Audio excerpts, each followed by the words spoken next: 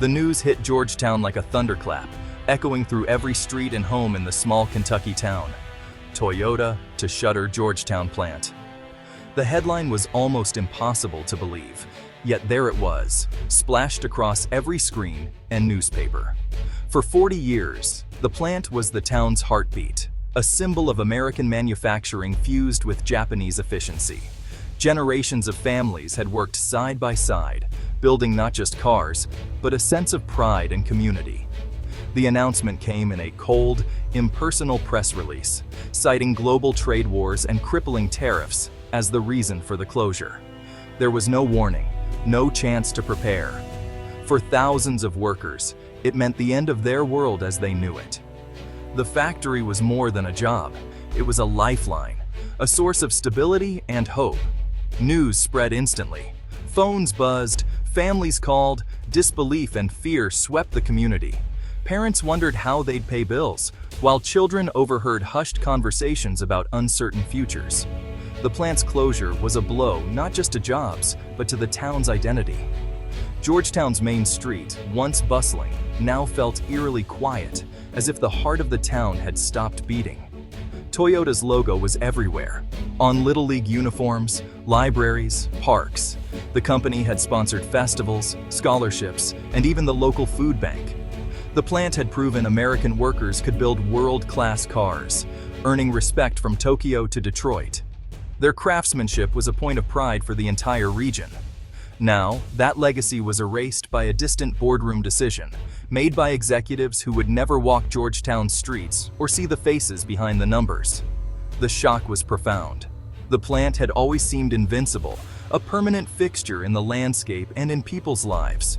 The closure exposed the harsh reality of global supply chains. One disruption, and everything stops. Years of hard work and loyalty could vanish overnight. On that cold January day, Georgetown learned just how fragile its prosperity really was, and how quickly everything they'd built could be taken away. Silence settled over Georgetown after the announcement. In diners and coffee shops, worried whispers replaced the usual chatter. Mayor Tom Prather pledged support, but his words couldn't cut through the anxiety. Everyone knew someone at the plant, a brother, a neighbor, a friend. The shutdown was personal, not just economic. At the library, staff quietly gathered job resources. Teachers worried about their students' futures. The ladder to the middle class had vanished overnight. Small businesses felt the impact immediately. Empty tables, lost customers, livelihoods at risk. The economic web that held the town together began to unravel. Powerlessness bred quiet anger at Toyota, at distant politicians, at a system that put policy over people. Georgetown was left to pick up the pieces, feeling abandoned and betrayed. To truly grasp the magnitude of this loss, we need to look back to 1986, when Toyota made the pivotal decision to choose Georgetown as the site for its first major U.S. plant. At that time, Kentucky was struggling. The decline of coal and tobacco had left many communities searching for hope, and Toyota's arrival felt like a miracle, a lifeline for a region in need of renewal. The plant didn't just bring jobs, it brought transformation. Thousands of good jobs turned quiet farmland into a sprawling industrial hub, changing the landscape and the future of the region. When the first Camry rolled off the line, it was more than just a car. It was a symbol of pride, accomplishment, and new beginnings for Kentucky families. The introduction of the Toyota production system revolutionized local manufacturing. Kentucky workers not only adapted, they excelled, setting new standards for quality and efficiency. The plant became a bridge between cultures, blending Japanese management philosophies with the strong Kentucky work ethic, fostering mutual respect and collaboration. Toyota's commitment went beyond the factory walls. The company invested in the community, supporting schools, the arts, and vital social services, becoming a true neighbor. Over time, the plant became more than just an employer. It became a partner, helping to redefine Georgetown's identity and bringing people together. Over the decades, the plant expanded again and again, eventually employing over 8,000 people and earning its place as Toyota's North American crown jewel. Its closure wasn't just the end of a factory, it marked the end of a shared dream, a chapter of hope and progress that shaped generations.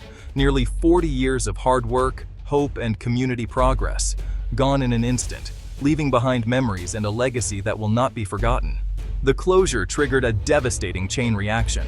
Over 8,000 jobs lost at the plant, and tens of thousands more in the region's supply chain. The economic heart of central Kentucky stopped beating. Personal stories told the real cost. Workers like David Chen, 30 years on the line, now facing an uncertain future.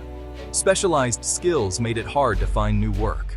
The housing market collapsed. For sale signs everywhere, home values plummeting. Local governments faced budget crises as tax revenue vanished. Schools, emergency services, and infrastructure all faced painful cuts. The dream of homeownership turned into a nightmare. The town faced a mass exodus, its quality of life under threat. Georgetown's crisis was no longer just economic, it was existential. The official reason for the shutdown? Tariffs. Protectionist policies in the 2020s imposed steep tariffs on imported auto parts. The goal was to boost American jobs, but the reality was far more complex. The Georgetown plant relied on a global supply chain. Tariffs made production costs soar. Toyota tried to absorb the costs, but the burden became unsustainable. The plant, once a model of efficiency, became a financial liability. The very policies meant to protect American industry ended up crippling it. Modern manufacturing depends on global networks. Tariffs broke the machine. Policymakers misunderstood how cars are built today.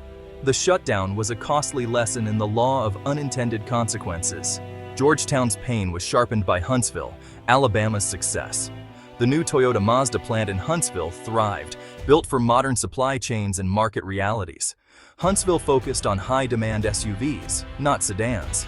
Its location in the southern automotive corridor meant suppliers were close by, reducing tariff exposure.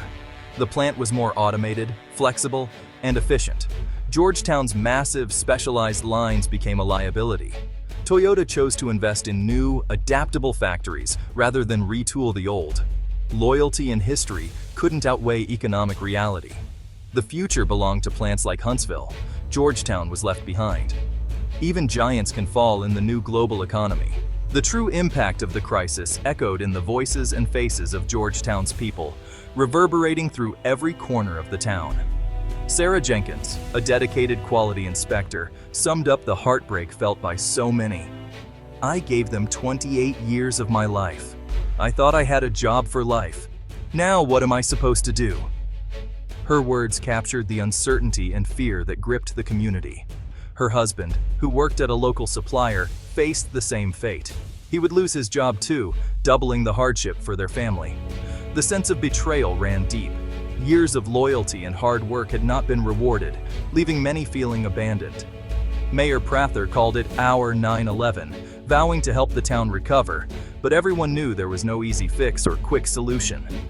Small businesses like John Miller's hardware store saw sales plummet almost overnight, as fewer people could afford even basic supplies. Contractors, electricians, and shopkeepers all felt the fear of what might come next, as the ripple effects spread beyond the factory walls. Employees' hours were slashed, and many wondered how they would make ends meet. For some, survival itself was now uncertain. Even students felt the blow. College plans were upended, scholarships lost, and dreams for the future suddenly clouded by doubt. "It feels like my future was decided for me," said high schooler Emily, her voice heavy with disappointment and worry. The shutdown didn't just steal jobs, it stole hope, leaving families and friends searching for answers and support. The crisis rippled through every generation, from grandparents to grandchildren, touching every household in Georgetown. Georgetown's present was shattered, and its future was at risk, as empty storefronts and silent streets became the new normal. The community faced a long, uncertain road ahead, but together they clung to hope, determined to find a way forward despite the odds. The closure sparked fierce national debate over trade policy. Tariff supporters called it a necessary step to reshore jobs, pointing to Huntsville as proof adaptation was possible. Critics saw Georgetown as evidence of protectionism's failure. Tariffs, they argued, are a blunt tool that hurt more than help in a global economy. The plant was a net benefit, thousands of jobs, billions in taxes, and a model of modern manufacturing. Destroying that ecosystem in the name of protection was economic malpractice. Tariffs became a tax on American consumers and manufacturers. The closure forced a reckoning. Tough trade talk doesn't always save jobs. The real world is interconnected. Us versus them thinking doesn't work. Georgetown's story became a tragic lesson in the true cost of misguided policy. Now, the focus must shift from blame to rebuilding. Georgetown's future depends on embracing change and investing in people. Worker retraining is essential. Skills must adapt to new industries like renewable energy, robotics, and healthcare. Federal and state partnerships with community colleges can lead the way. Trade policy must be smarter, flexible, strategic, and built on alliances, not isolation. Investment in research, tech, and regional supply chains is key. Towns like Georgetown need to diversify. No community should depend on a single employer. Incentives for small businesses, tech incubators, and infrastructure upgrades can build resilience. A strong safety net, unemployment, mortgage relief, mental health support will help families weather the storm. Georgetown's road ahead is tough, but with smart policy and community spirit, it can rise again. The challenge to build a future stronger and more resilient than the past.